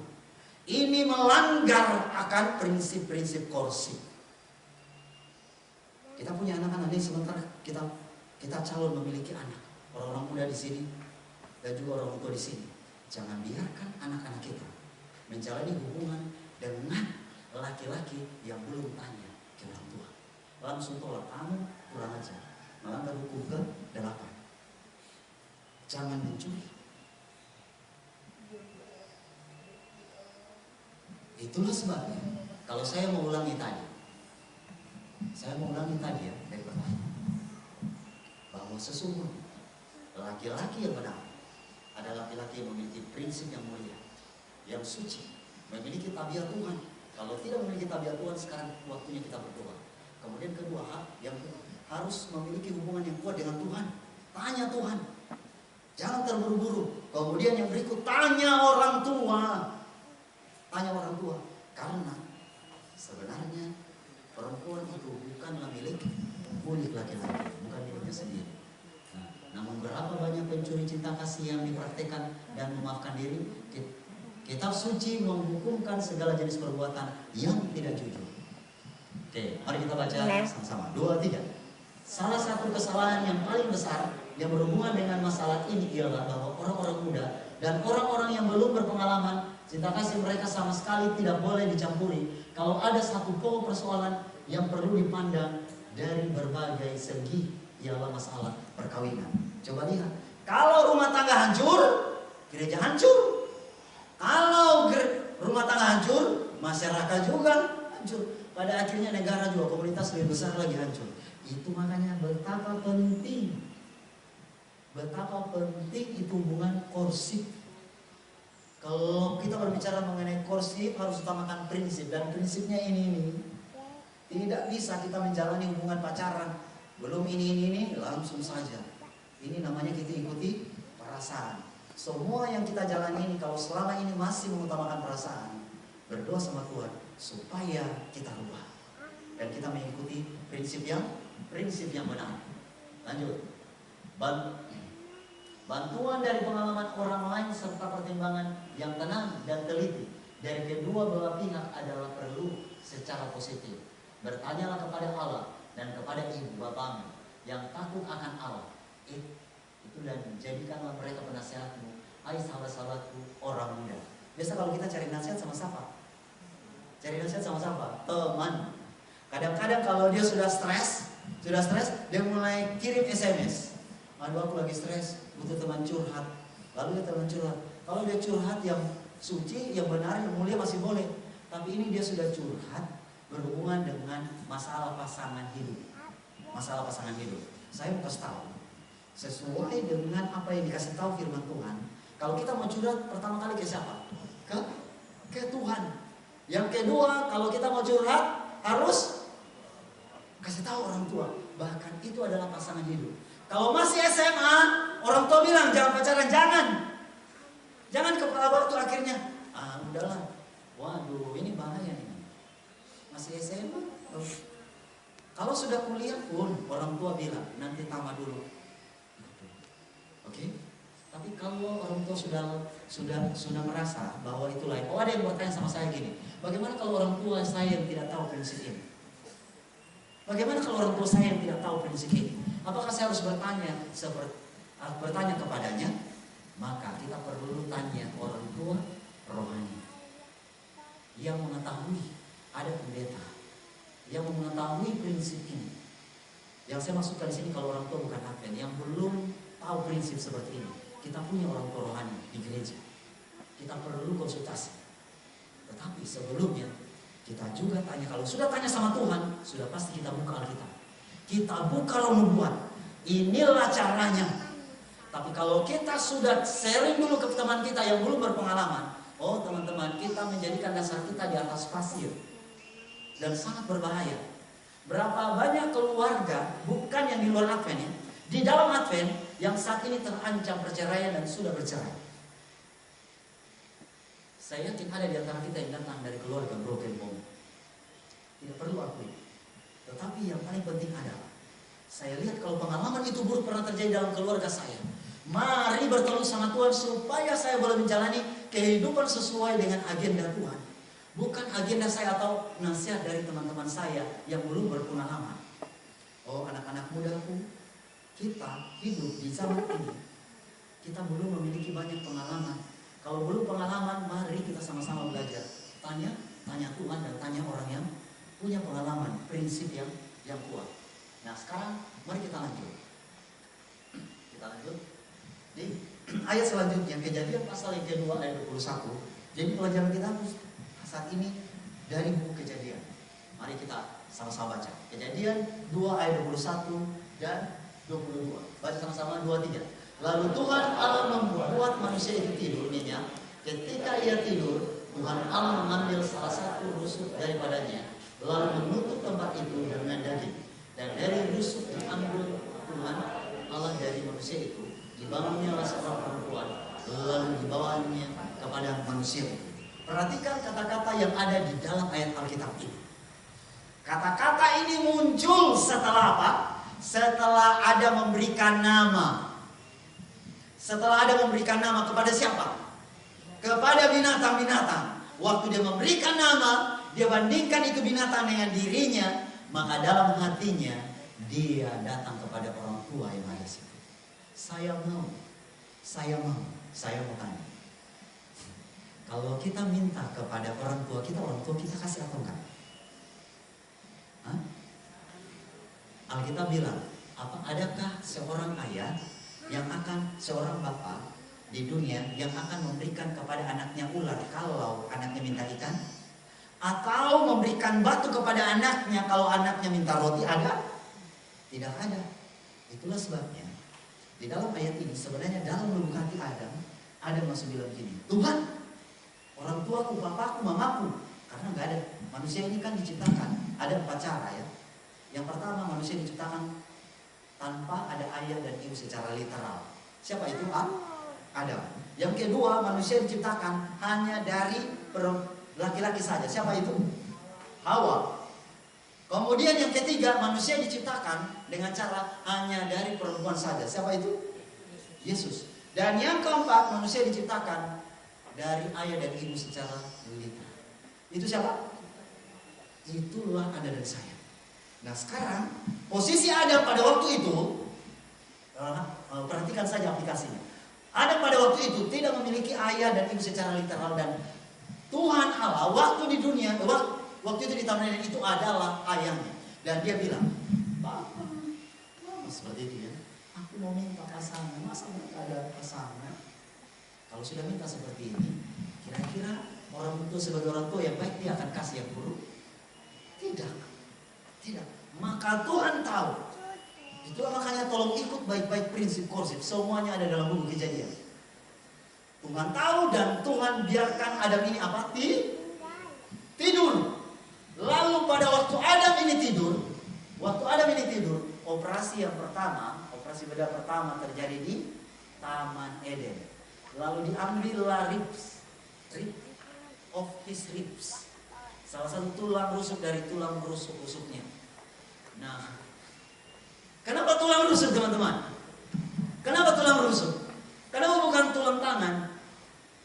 Kenapa bukan tulang otak? Kenapa bukan tulang kaki? Kenapa harus tulang rusuk?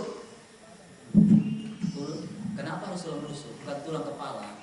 Kalau ambil tulang kepala, Tuhan tidak ambil dari tulang kepala supaya perempuan itu lebih tinggi dari perempuan. Tulang kaki supaya perempuan itu ditendang begini. Tulang tangan supaya dipukul, tidak. Tulang rusuk supaya dekat jadi penolong. Maka dibilanglah dari sini, dan dari rusuk yang diambil Tuhan Allah dari manusia itu dibangunnya seorang perempuan, lalu dibawanya kepada manusia itu. Sekarang perempuan itu sudah jadi ya kan? Sudah jadi. Ya, saya mau tanya, Hawa cantik atau enggak? Oke, cantik ya. Laki-laki di sini tolong ke tangan. Yang suka perempuan cantik. Oke, jujur. Terima kasih banyak kejujuran kita. Ya. Sekarang saya mau tanya, suka nggak perempuan yang jelek? Hah? Ada teman saya, dia bilang begini, kamu tahu, kalau nanti saya diizinkan Tuhan punya istri yang cantik, dalam tanda kutip ini cantik secara fisik, kalau nanti ada teman-teman saya datang, saya akan bangga, dan saya akan memperkenalkan. Kalau mereka tanya, "Hoi, di mana istri kamu?" Maka saya akan perkenalkan, "Ini istriku." Lalu kami tanya, "Bagaimana kalau istri kamu itu jelek? Kamu perkenalkan bagaimana? Di mana istrimu?" Saya akan perkenalkan. Oh, saya mau kasih tunjuk ayat Alkitab ya. Saya mau kasih tunjuk ayat Alkitab. Di dalam buku Amsal pasal yang ke-31 ayat yang ke-30, kecantikan, kuat. Kecantikan dan kemolekan adalah bohong. Tetapi istri yang takut akan Allah dipuji-puji. Berarti Tuhan bohong dong. Tuhan ciptakan Hawa bukan cantik secara luar saja, secara bukan hanya outer beauty, tapi inner beauty juga cantik. Artinya teman-temanku, saya mau kasih tahu di sini adalah betul bahwa kecantikan luar itu penting, tetapi lebih penting kecantikan dalam. Memang kalau idealnya kalau kita dapat kecantikan luar dan dalam. Namun sekarang ini kayaknya jarang. Kenapa? Ada waktu di Unila, saya punya teman cantik sekali, cantik luar biasa. Orang Manado ini kan cantik-cantik kan? Iya kan? Cantik. Orang Batak juga cantik. Orang Kupang juga ada yang cantik. Jadi waktu saya lihat, kenapa anak ini dia selalu urai rambutnya seperti ini. Jadi kalau kami sementara latih choir, ya kan, sementara bernyanyi, ya kan, mulai latihan pernapasan, gitu kan, latih, yang lain ikat rambut kok dia gini-gini. Kalau 1 kali oke, 2 kali oke, 3 kali nggak oke. Kita bilang ada apa anak ini? 5 kali sudah lebih nggak oke lagi. Kemudian lama-lama saya mau bertanya, kenapa anak ini selalu gitu ya? Waduh, saya lihat cantik sekali, kenapa dia begitu rambutnya? Ya kan? Pada akhirnya, suatu kali secara tidak sengaja, mungkin lagi kepanasan, lalu kan panas, dia seperti ini. Dan disitulah saya lihat, saya tahu kenapa? Dia punya telinga yang satu masuk gini, telinga yang satu begini. Padahal kalau dia tutup begini, wah, seperti nggak ada cacat. Saya mau tanya, apakah Anda dan saya yakin setelah Hawa, setelah menjatuh ke dalam dosa, ada manusia yang simetris? Tahu arti simetris? Kalau dibelah itu kelihatan nggak ada cacat, kiri kanan sama. Ada? Nggak ada. Biar mau bagaimanapun, perempuan kadang-kadang ada betisnya yang sebelah kanan lebih besar, ada yang betis kirinya lebih kecil. Kalau enggak, ada juga yang tulisan sedikit-sedikit di sini-sini. Dan yang saya mau bilang pada saat ini anak-anak misioner sudah tahu kata-kata saya. Kenapa sampai Amsal 31 ayat 30 mengatakan kecantikan adalah bohong dan kemolekan adalah sia-sia, istri yang takut akan Tuhan dipuji-puji. Karena perempuan ini kalau sudah masih umur 17 tahun, masih muda, belum nikah, sama seperti emas 24 karat. Tapi kalau sudah menikah, sudah tinggal 20 karat. Kalau sudah punya anak 1, sudah tinggal 15 karat. Kalau sudah punya anak 2, sudah tinggal 10 karat. Kalau sudah punya cucu, sudah berkarat.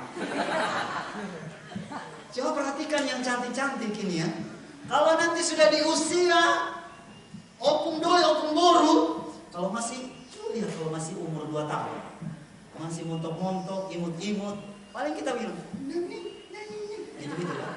Tapi coba dia sudah beranjak masuk usia 70, masih naninung lagi. Bisa. Anda dan saya ini calon-calon berkarat ini. Calon-calon 5 karat, 1 karat, bahkan nanti berkarat. Jadi, yang saya mau kasih tahu di sini adalah sesuai dengan prinsip Alkitab, jangan terpengaruh dengan mata. Nah, kalau begitu, mari kita lihat prinsipnya. Nah, tolong ya, ini cari pasangan wanita. Untuk laki-laki tadi bagaimana cari pasangan pria. Ini untuk laki-laki bagaimana cari pasangan wanita. Mari kita lihat. Nasihat untuk semua laki-laki dan juga perempuan di sini. 2, 3. Biarlah seorang pemuda mencari seorang teman yang akan berdiri di sampingnya, yang cocok untuk memikul bersama beban dalam hidupnya. Seorang yang pengaruhnya akan memuliakan dan menghaluskan dia. Kemudian serta yang akan menjadikan dia bahagia dalam kasihnya. Jangan sampai nanti ada istilah seperti ini. Kan ada peribahasa. Berat sama dipikul, ringan sama dijinjing. Kalau perempuan bilang begini, ringan sama dijinjing, berat pikul sendiri. Artinya begini, saya mau kasih lebih spesifik lagi. Hani, ya kan, korsif ini korsif. Nanti kalau kita menikah, uangnya seperti ini. Oke ya, kita bantu ini, bantu pekerjaan Tuhan, bantu pekerjaan ini. Lalu pada akhirnya menikah, dapatlah penghasilan. Maka istri akan bilang begini, uangmu juga. Jadi laki-laki dapat apa?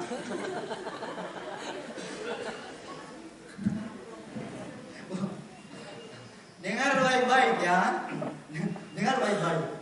Perempuan pada waktu diciptakan itu adalah yang cocok untuk memikul bersama beban. Jangan sampai nantinya laki-laki ini atau nanti yang menjadi suaminya yang akan memikul beban sendiri. Lanjut ya, kutipan selanjutnya. 2, 3. Dalam memilih seorang istri, pelajarilah tabiatnya. Tabiat penting atau enggak? Berarti ini dia berbicara mengenai outer beauty atau inner beauty?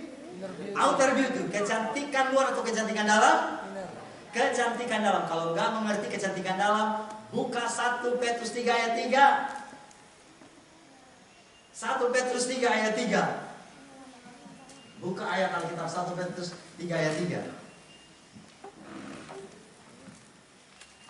Oh, tolong kasih tahu, waktu saya sudah habis belum? Nah, berapa menit? Oh, 30 menit. Oh, cepat ya. Baca sama-sama, 2, 3. Perhiasanmu janganlah secara lahiriah, yaitu dengan mengenakan rambut, perhiasan emas, atau dengan mengenakan pakaian yang indah. Ayat yang keempat. Tetapi perhiasan adalah manusia batinnya, yang tersembunyi dari perhiasan yang tidak binasa, yang berasal dari roh yang lembut dan terang, yang sangat berkat, yang sangat berkat. Inilah yang dimaksudkan dengan kecantikan hati. Ini yang dimaksudkan dengan tabiat. Perhiasan batinnya ini adalah tabiat. Hawa secara fisik cantik, tetapi di dalamnya juga cantik. Ingat baik-baik. Ketika kita memilih pasangan, khususnya bagi laki-laki yang mencari pasangan hidup, wanita, maka dia perlu melihat tabiat. Jangan lihat ini prinsip. Kalau kita betul-betul mengutamakan prinsip di atas perasaan, walaupun dia itu pas-pasan saja, ya. Walaupun dia pas-pasan saja. Kalau saya boleh bilang lebih buruknya lagi, walaupun bibir sumnya. Tapi mudah-mudahan jangan ya, oke. Tapi yang paling penting itu adalah kecantikan hati. Kecantikan hati, tabiat. Oke.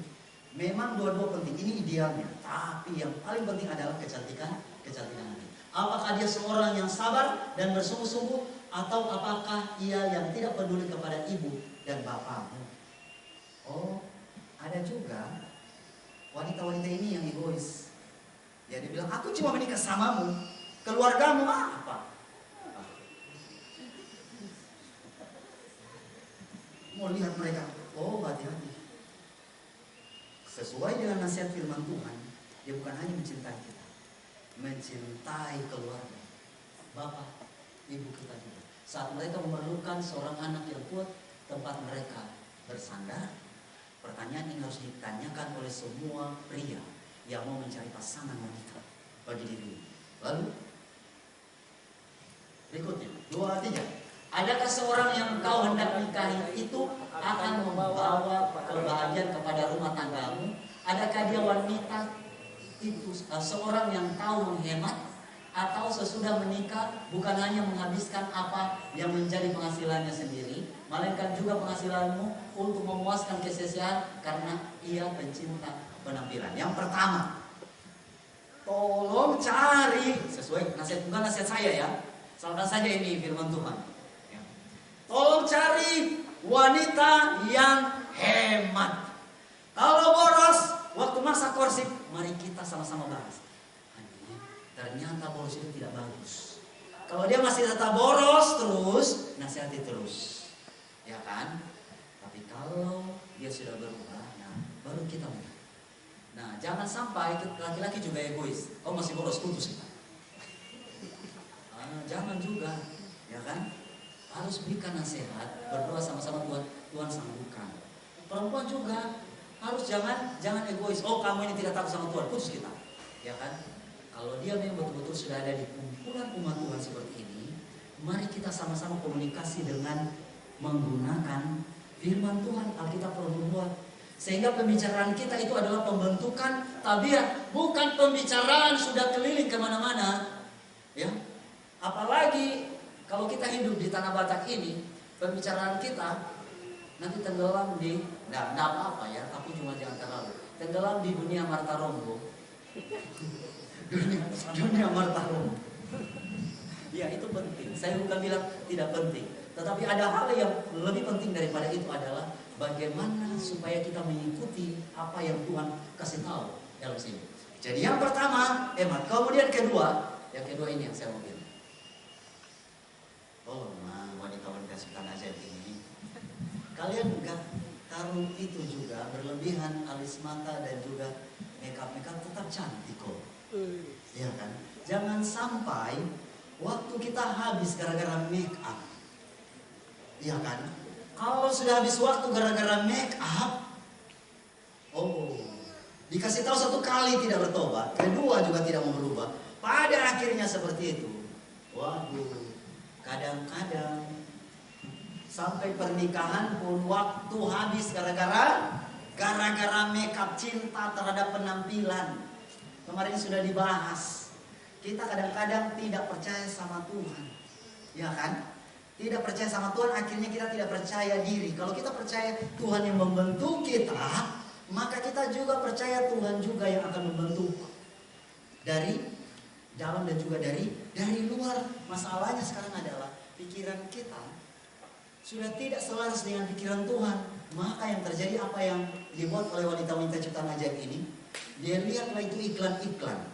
Tadi malam saya sempat sebut ya, Pond's, L'Oreal, sini ini semua dia lihat iklan-iklan yang bagus. Kemudian lipstick, semuanya diperhatikan itu lipstick, ya kan? Kemudian apa lagi? Oh ini apa? Lotion untuk pencuci wajah supaya hilang jerawat dan lain sebagainya. Dibeli semuanya. Kemudian pada akhirnya dia mulai menghadap cermin. Kalau sudah seperti ini menghadap cermin 5 menit nggak cukup, 30 menit pun nggak cukup. Diperhatikan lekuk dia punya wajah, mulai dari sini, alis mata sudah diciptakan bagus-bagus, dicabut juga kadang-kadang.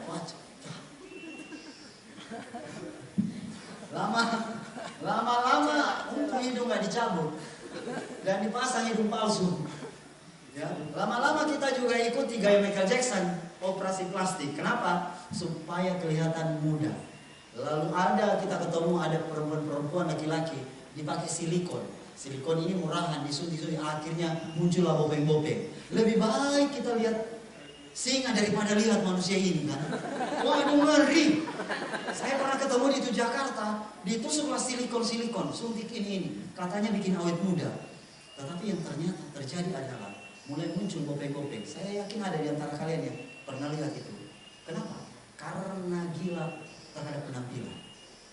Gila terhadap penampilan. Hati-hati.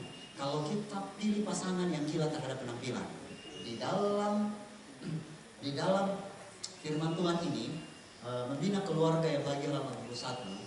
Bagaimana cara mencari pasangan wanita? Lihat ini. Kemudian yang berikutnya 2-3. Kalau engkau hai saudaraku terpancing hendak menyatukan hidupmu dengan seorang gadis muda yang tidak berpengalaman, yang sebetulnya kurang dalam pendidikan, kebiasaan hidup sehari-hari, berarti engkau mengadakan kesalahan. Pendidikan penting atau tidak? Wah, pendidikan penting juga. Jangan sampai kita cari pasangan dia bilang begini. Sayang, kamu tamatan apa? Oh, tamatan SD. Oke, stop sudah ya, kita nikah. Ya. Jangan juga. Masa ada kamu tamatan apa? SMP. Sudah cukuplah. Pendidikan penting juga. Di dalam buku Roma mengatakan pendidikan itu penting bagi pasangan yang menjalani pernikahan, khususnya perempuan. Kenapa? Karena begini. Saya mau cerita sedikit. Pada waktu saya ada di Manado, saya pernah punya cita-cita, Tuhan kalau boleh, saya punya kriteria untuk pasangan. Jadi Tuhan kalau boleh pasangan saya harus bisa nyanyi, ya. Kemudian vegetarian. Kemudian kalau Advent gak usah tanya lagi. Gak usah tanya ya, karena saya datang dari latar belakang bukan Advent, itu sudah jelas harga mati. Itu harga mati, ya nggak perlu tanya. Tapi yang ini yang saya mau bilang, yang bukan harga mati bisa berubah. Ya bisa, ya vegetarian, kemudian dia bisa nyanyi. Terus yang terjadi adalah waktu saya ikut misionaris, agak sedikit berubah. Saya bilang, Tuhan, walaupun dia itu tidak bisa nyanyi, tapi dia harus misionaris. Lalu yang terjadi teman-temanku, saya berkenalan lah yang sudah saya bilang ini ya, berkenalan. Dan akhirnya saya tahu dia misionaris.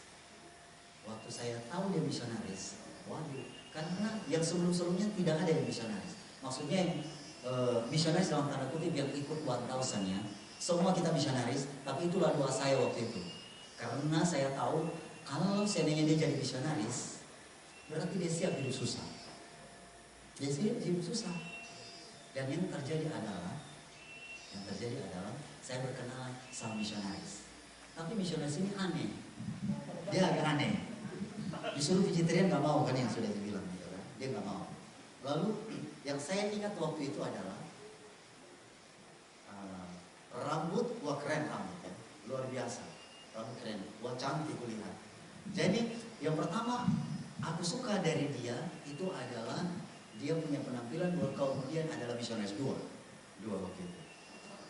Yang terjadi pada waktu tahun 2005 setelah kami pisah, saya ke Nias, itu setelah dari Filipina saya ke Nias.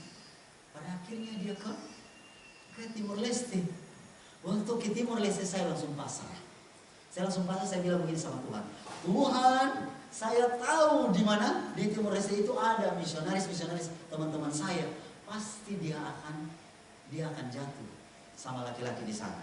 Karena saya sudah berdoa bahwa Tuhan harus memberikan kepada saya misionaris. Lalu untuk beberapa waktunya kami hilang kontak. Karena waktu itu ada gempa bumi yang dahsyat di Nias tahun 2006. Kami hilang kontak, tapi nomornya saya catat.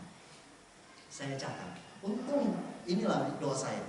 Untung pada waktu itu dia tidak rubah nomor dari sejak pertama diambil, dan itu adalah nomor di Medan, sampai sekarang ini tidak berubah-ubah.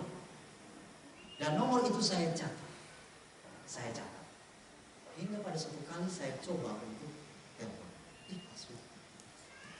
Dan sejak saat itu komunikasi. Waktu komunikasi, doa saya semakin kencang. Tuhan, saya mau cari misionaris, Tuhan. Saya mau cari misionaris. Kalau dia misionaris berarti dia sudah siap hidup susah. Karena saya sudah tahu di ladang ini, di ladang ini adalah banyak sekali kami menghadapi hal-hal yang luar biasa. Kemudian pada akhirnya tahun 2006 waktu itu ada Festival of Leti. Ada yang pernah hadir Festival of Leti di Siantar? Di Siantar waktu itu Festival of Leti, saya hadir. Dan HP saya hilang. HP pada waktu itu, istilah orangnya itu HP boge-boge nasu. HP boge nasu itu lempar anjing mati. Jadi waktu HP saya hilang, tiba-tiba malam itu ada orang yang datang, berupa penjahit. datang bilang begini, saya mau ketemu sama yang ini. Lalu waktu itu saya bilang, kenapa dia mau cari? Harapan saya dia mau kembalikin itu. Dia mau balikin saya punya HP. Tapi dia tanya, kamu berkomunikasi ya sama keponakan itu anak saya yang ini? Wah, ternyata dia tahu. Waktu dia tahu saya bilang, ini bukan cerita istri saya kan, aku bukan istri saya. Oh, ini yang orang yang saya mau dekati ini kan, itu kok dia bisa tahu? Mamanya itu adalah kakak saya. Jadi saya tahu itu. Kamu sering SMS. Ternyata kasih tahu. Saya bilang, yes, ini berarti nama saya disebut ini. Lalu pada waktu itu, akhirnya saya semakin komunikasi dengan dia. Saya komunikasi dengan dia. Dan saat itulah saya tahu dia tamat dari Brunei. Saya tamat dari Brunei. Berarti orang ini. Dan tadi cinta saya begini kan. Cinta saya semakin gede lagi. Tapi waktu saya tanya, tahu? Lewat SMS. Saya nggak pernah tanya begini langsung. Ya kan? Saya tanya SMS. Ini menyalahi sedikit juga ini ya. Ya, menyalahi sedikit. Setelah itu baru saya tanya orang tua. Saya belum tahu ini pelajaran waktu itu. Ya kan? Jadi pada waktu itu cinta saya yang seperti ini mulai semakin besar. Saya tahu dia tamat dari Brunei. Accounting. Lalu saya berdua semakin kencang, cinta saya semakin besar. Lalu yang terjadi saya tanya lewat SMS. Tahu kalimat saya? Saya bilang I love you. Do you love me? Saya ingat jawabannya. Dia bergumul, dia nggak kasih jawaban. Waduh, satu hari itu getar-getir hati awal. Getar-getir. Jalan itu sama seperti orang bukan gila, setengah gila gini terus. Berdoa kapan ini. Dia memang pending. Saya berdoa semakin kencang lagi. Semakin kencang. Karena saya tahu dia misionaris, pendidikannya juga bagus. Karena saya berpikir, kalau dia misionaris, pendidikannya bagus, dia akan bisa ngajar anak-anak nanti. Dan akhirnya dia kasih jawaban melalui pergumulan yang hebat. Seharusnya dia jawab tidak. Kenapa dia bisa jawab ya? Karena dia juga bergumul. Dan akhirnya dia kirim seperti ini. You could have my heart. Waktu saya baca SMS itu, you could have my heart. Ada tempat tidur saya di situ. Saya berias tempat tidur, saya lompat. Iya. Saya loncat. Kenapa? Karena pada waktu itu saya yakin bahwa ini bukan hanya Advent, bukan hanya misionaris, pendidikannya juga bagus, dan dia akan bisa menuntun anak-anak saya. Dan sahabat-sahabatku yang saya mau bilang di sini sesuai dengan kutipan ini, betul kita perlu mencari tabiat, tetapi pendidikan juga penting bagi pasangan hidup kita. Itulah makanya anak-anak muda yang di sini perlu pendidikan itu. Kenapa? Supaya kita bisa membawa keluarga kita sesuai dengan agenda Tuhan. Sampai saat ini 2 anak saya, setelah kami baca buku Hidup yang Terbaik pasal yang ke-34-37, kami masih sekolahkan anak kami di rumah. Dan orang-orang di kampus bilang saya kepala sekolah, tapi muridnya cuma 2. Kenapa? Guru-gurunya adalah istri saya. Kalau di kampus gurunya ada juga staf-staf yang ada di kampus. Tapi saat kami pindah ke Subul, maka gurunya cuma kami 2, ganti-gantian. Kenapa sampai seperti itu? Karena saya tahu dia memiliki dasar pendidikan yang benar, dan dia akan menuntun anak-anak saya kepada pendidikan yang benar. Wah, ini masih panjang ini, tapi tinggal berapa menit? Hah? 15. Oke. Terus dan oke, langsung masuk di sana. Lalu Adam berkata kepada manusia, inilah dia tulang dari tulangku dan daging dari dagingku. Ia akan dinamai perempuan sebab ia diambil dari laki-laki. Sebab itu seorang laki-laki akan meninggalkan ayahnya dan ibunya dan bersatu dengan istrinya, sehingga keduanya menjadi satu daging. Sahabat-sahabatku, yang terakhir masih ada ini. Yang saya mau bilang lagi, prinsip yang selanjutnya adalah jangan pernah menikah belum cukup umur. Jangan menikah belum cukup umur. Lihat ini, dia bilang, hubungan yang diadakan pada masa kanak-kanak seringkali berakibat kesengsaraan dalam perkawinan. Kalau dibilang dalam Roh Nubuat, paling kurang umur 20 tahun ini. Dia menyebutkan belum lewat 20 tahun kan? Ada umur yang ditentukan di dalam buku Roh Nubuat. Jangan sampai di bawah umur 20-an tahun orang-orang tua izinkan anak-anaknya menikah. Baru 19 tahun nikahlah kamu nak. Nikahlah. Nanti kamu jadi ini bagaimana? Jadi perawan tua nggak bagus, nggak malu papa, malu mama. Jangan sampai sama seperti si butet itu yang ada di Jakarta, 40-an tahun belum ada jodoh. Jangan, papa nggak mau. Itu sebabnya sekarang ini mumpung umur 19 tahun sudah ada yang menyukaimu, nikahlah kamu nak. Jangan sampai kita nasihati anak kita seperti itu. Ya, di atas 20 tahun. Karena firman Tuhan kasih tahu jelas. Lalu selanjutnya dibilang juga di sini. Coba. Oke. Setan tetap sibuk mendesak orang-orang muda yang tidak berpengalaman supaya kawin. Setan sedang bekerja keras dalam mempengaruhi orang-orang yang sama sekali tidak cocok buat satu sama lain supaya bersatu dalam perkawinan. Nah, kemudian yang selanjutnya, prinsip selanjutnya, jangan sampai perbedaan usia itu mencolok. Laki-lakinya beda usia sekitar belasan tahun, ya, 15-an tahun, ya, sudah tidak cocok lagi dengan nasihat firman Tuhan. Kalau boleh janganlah ada perbedaan umur yang terlalu mencolok. Suatu kelalaian dalam hal ini dapat mengakibatkan kehancuran kesehatan pihak yang lebih muda. Maka seringkali anak-anak pun tidak mempunyai kekuatan badan dan otak. Waktu saya bergabung dengan pergerakan 1000 Missionaries di Filipina, itu staf-staf yang di sana usia 40-50 tahun, cewek-cewek, dia masih gadis, tapi belum ada jodoh. Waduh, tahu pada akhirnya mereka nikah sama-sama. Istri saya tahu itu orang-orang menikah sama orang-orang bule Amerika. Ini orang maaf kalau orang Filipina sini. Waduh, menikah sama orang-orang bule umur 70-an tahun. 70-an tahun. Dan saya lihat foto, saya nggak mau kasih foto di sini supaya nanti saudara ejek-ejek mereka nanti. Waduh, dan apa hasilnya? Hasilnya adalah mereka merawat opung duli. Ini bukan menikah lagi. Ini namanya merawat orang jompo. Tujuan pernikahan adalah untuk kebahagiaan. Lalu kita masuk kepada lembaga pernikahan, tujuannya untuk beban. Maka apa tujuan? Tuhan mau itu diciptakan untuk kebahagiaan. Itulah makanya ada nasihat firman Tuhan, jangan ada sampai perbedaan. Dan terakhir, sahabat-sahabat sekalian. Maka Allah menciptakan manusia itu menurut gambarnya. Menurut gambar Allah. Diciptakannya dia laki-laki dan perempuan diciptakannya mereka. Ini adalah ayat yang terakhir.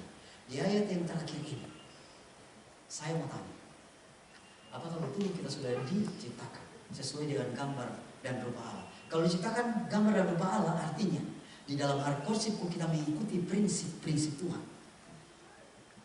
Dan apa akibatnya kalau kita tidak mengikuti prinsip-prinsip Tuhan? Saya mau ceritakan kisah ini. Pak, kalau mau tahu kisah ini, ada beberapa orang tahu juga.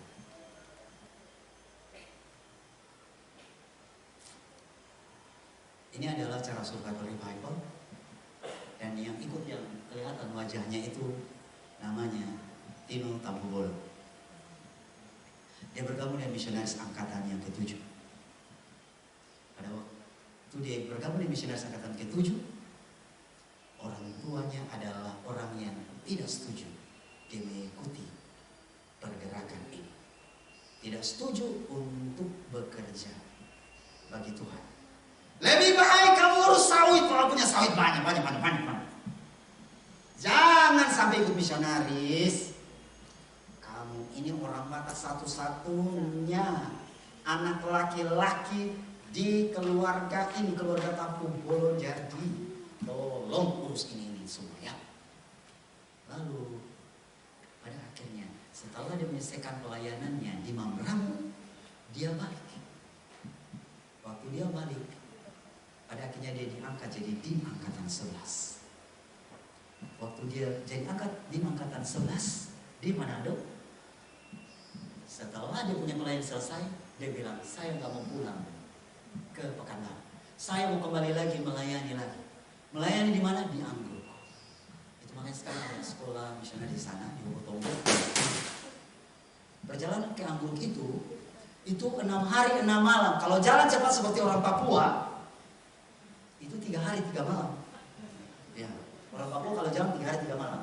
Tapi kalau seperti kita ini, jalan 6 hari 6 malam. Itu bekalnya nggak bisa bawa beras. Nah akhirnya waktu dia selesai pelayanan di sana 1 tahun, dia datang. Saya tanya, Lekku, mau balik ya Pekanbaru? Enggak. Mau kemana? Aku mau misionaris lagi. Datang telepon orang tua. Oh, kenapa aku ini ikut misionaris? Benci sama misionaris. Akhirnya dia jadi din angkatan ke-14. Jadi 2 kali dia jadi din. 2 kali dia jadi din, maka semakin marah. Waktu dia jadi din, dia telepon lagi orang tua. Orang tua bilang, papanya khususnya sudah nggak mau ngomong lagi sama dia. Ngapain sih ikut misionaris? Bukan di dunia ini lebih baik cari uang. Padahal orang tuanya ini Advent, menikah, Advent berdua ini. Dan apa? Akhirnya setelah anak kami jadi din, dipaksa pulang. Waktu dipaksa pulang, mamanya masih ngomong sama dia, tapi papanya nggak mau ngomong sama dia. Hingga pada suatu kali saya ditelepon, Pastor, Tino meninggal dunia. Waktu saya dengarkan itu, saya bilang, jangan bohong kamu. Dia bilang, betul Pastor, Tino meninggal dunia. Misionaris yang waktu itu ditugaskan di daerah Pasir Pangaraya. Lalu, Pastor, Tino meninggal dunia, Pastor harus percaya aku. Waktu dia bilang ketiga kali, maka saya semakin yakin Tino meninggal. Saya lari ke gereja, saya menangis. Saya pikir cuma saya menangis, rata-rata staf menangis. Karena kami tahu anak ini. Waktu itu rasanya saya mau pergi ke Balam. Tetapi Pastor Ro bilang, aku yang akan ke Balam. Jadi Pastor Ro langsung mendarat di Balam.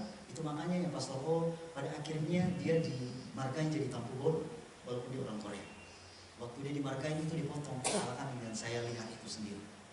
Dan waktu itu pada akhirnya saya bilang, Tuhan, saya ingin ketemu orang Tuhan. Hingga pada akhirnya Tuhan izinkan kami buat KKR di Pasir Pangaraya. Lalu saya bilang sama Silsilia dan juga Debbie, waktu itu misionaris yang kasih tahu saya, Debbie, aku mau lihat kuburan Tino. Dia bilang, Pastor, oke, kita akan pergi ke kuburan Tino. Malam harinya kami tiba, saya nggak sempat lihat kuburan itu. Tapi siang, waktu kami tiba, kami disambut dengan air mata. Dia peluk kami, orang tua peluk kami, mama dan papa Tino peluk kami. Dan inilah yang membuat saya tersayang. Papanya bilang begini, selama ini saya salah. Saya larang anak saya untuk ikut misionaris. Saya larang anak saya untuk mengikuti agenda Tuhan. Dan setelah dia meninggal, saya tahu bagaimana pelayanannya. Yang di Anggruk, di kampus, dan juga di Membramo. Ini foto-fotonya, mereka sambil peluk, itu foto-foto. Dan lagu 2 yang selalu dinyanyikan, ku yakin bukan karena kesalahan. Dan ada lagu yang sering dinyanyikan oleh misionaris di ayat terakhir itu. Dinyanyikan itu terus-menerus sepanjang malam. Hingga datang paginya, saya lihat kuburan itu dan akhirnya orang tuanya bilang begini. Tuhan kasih sadar setelah anak saya meninggal. Dan setelah anak saya meninggal, saya akan berkomitmen untuk melanjutkan perjuangan anak saya. Jadi pada waktu itu, saya mengerti kenapa Tuhan izinkan Tino meninggal. Supaya menyelamatkan orang tuanya. Sekarang kalau Anda pergi ke Balam, orang tuanya itu lebih gila dari misionaris. Pak Kalumata sudah pergi sedih. Menginjil tidak ada habis-habisnya. Mau bilang spirit saya kalah jauh. Setiap hari itu hanya menginjil dan saya tidak tahu berapa jiwa yang sudah dibawa kepada Tuhan. Dan sahabat-sahabatku yang kekasih dalam Tuhan, saya mau bilang pada saat ini, kalau kita mau dibentuk sesuai dengan gambar dan rupa Allah, kita juga harus membentuk keluarga di mana pasangan-pasangan kita mencintai pekerjaan Tuhan. Jangan sampai nanti ada malapetaka terjadi dalam kehidupan kita, baru kita mau berkomitmen untuk mengikuti gambar dan rupa Allah, mau mengikuti akan agenda Tuhan. Pada saat ini, saya mau kembali mengundang kita sama-sama berteduh dan berkomitmen. Mana gitarnya? Mari.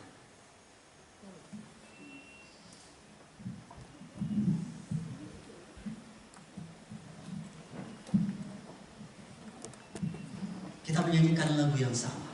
Tuhan pimpin sepanjang jalan. Saat ini sahabat-sahabatku, saya mohon, sementara kita menyanyikan lagu Tuhan pimpin sepanjang jalan, kita berdoa, Tuhan, apakah Engkau izinkan saya hidup di dunia ini untuk mengikuti agenda, untuk dibentuk sesuai dengan gambar dan rupa Allah. Agar dengan demikian, kalau Tuhan izinkan saya untuk menikah sebelum Tuhan Yesus datang, biarlah saya boleh memiliki pasangan yang tepat sesuai dengan rencana Tuhan. Karena saya tidak sanggup, Tuhan. Mari kita sama-sama menyanyikan lagu ini.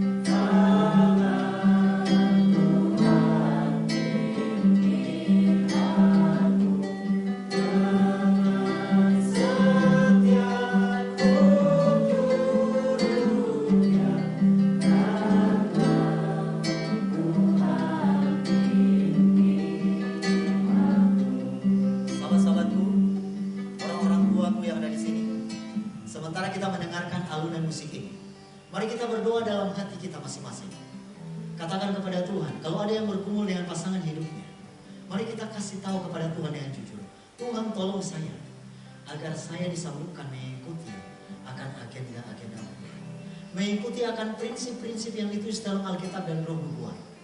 Kalau Tuhan izinkan saya nantinya membentuk keluarga di akhir zaman ini, biarlah saya akan dibentuk sesuai dengan gambar dan rupa Allah, memiliki tabiat Tuhan. Katakan pada Tuhan, Tuhan saya tidak sanggup, tetapi dengan kekuatan Tuhan saya akan disanggupkan. Kita sama-sama berdoa mulai.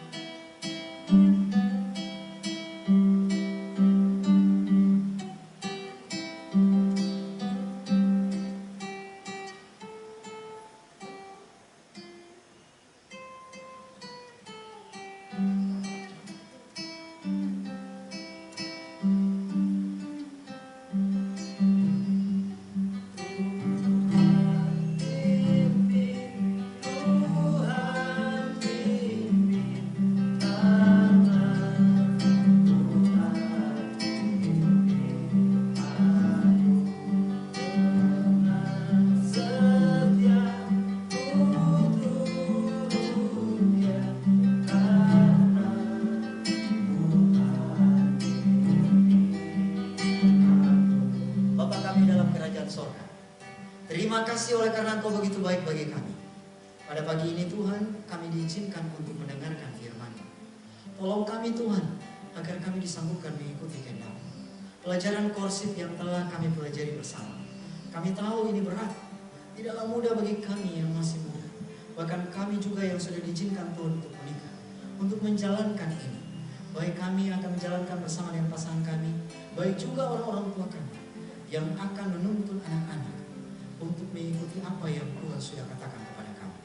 Tapi kami yakin bahwa Tuhan adalah Tuhan yang luar biasa, Tuhan yang akan menyembuhkan kami semua. Terima kasih Tuhan. Kami serahkan hidup kami dalam tangan-Mu, khususnya seluruh rangkaian acara pada hari Sabat ini dalam tangan-Mu. Di dalam nama Yesus kami berdoa. Amin.